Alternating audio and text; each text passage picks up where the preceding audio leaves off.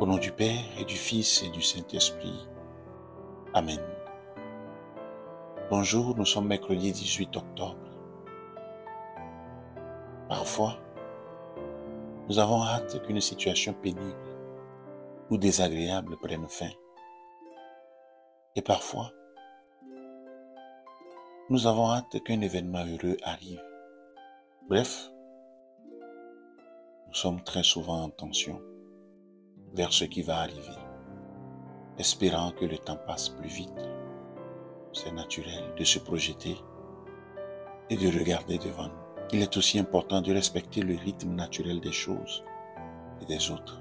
Avec cette méditation, cultivons notre patience face à ce temps. Je suis assis et je respire tranquillement. Qu'il est difficile d'être dépendant d'un rythme qui n'est pas le nôtre, et pourtant nous devons bien admettre que c'est rarement nous qui définissons le tempo.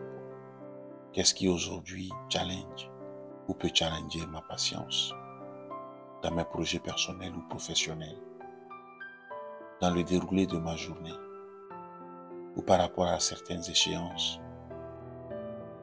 Qu'est-ce qui peut créer en moi de la frustration ou de l'impatience? J'identifie tous ces moments que je confie au Seigneur.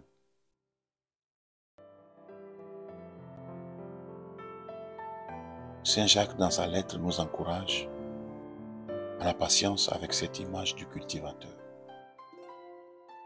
Il dit: « Prenez donc patience, frères et sœurs, jusqu'à ce que le Seigneur vienne. » Voyez comment le cultivateur prend patience, attendant les précieux fruits de la terre, jusqu'à ce qu'il en reçoive les premiers, puis ceux de l'arrière-saison. Le temps de Dieu n'est pas le nôtre, il nous faut l'accepter. Et l'attente ne signifie pas qu'il ne se passera rien. Bien au contraire. Je demande à Dieu de m'aider à accepter le temps nécessaire à la croissance, à la maturation, à l'épanouissement de chaque chose.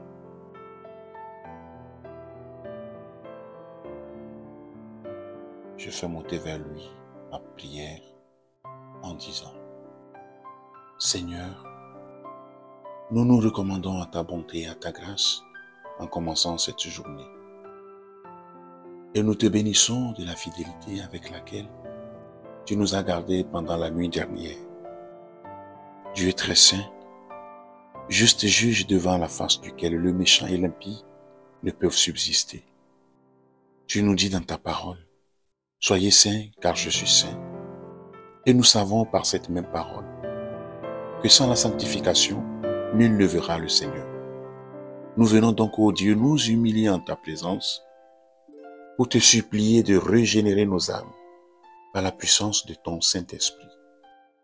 Nous te prions de nous purifier de toute souillure et de produire tellement en nous la volonté et l'exécution par la puissance de ta grâce, que nous soyons revêtus de toutes les vertus chrétiennes qui procèdent d'un cœur pur, d'une bonne conscience et d'une foi sincère.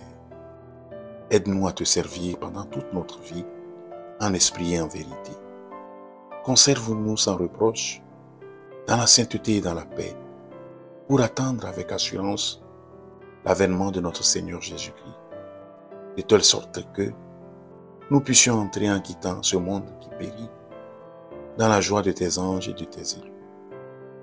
Que de notre part, cette journée soit marquée par un redoublement de zèle, de patience pour ton service et ta gloire. Ce que nous te demandons pour nous, nous te prions de l'accorder aussi à tous tes enfants. Amen. Que Dieu Tout-Puissant vous bénisse, le Père, et le Fils et le Saint-Esprit. Amen.